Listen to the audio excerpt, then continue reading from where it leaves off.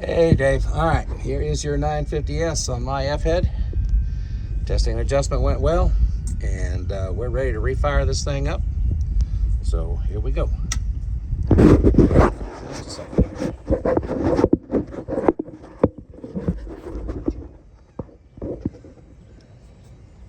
All right, here we go.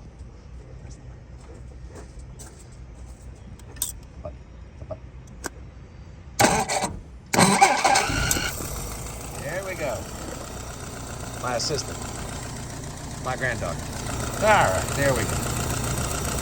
Yeah, we're looking pretty good. Let's run it through a couple times.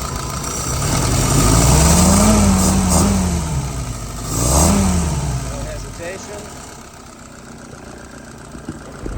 Idle RPM right now.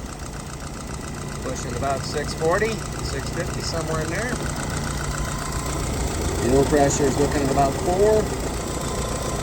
Vacuum is at 19 and change. Looking pretty good. We'll go through a couple more times.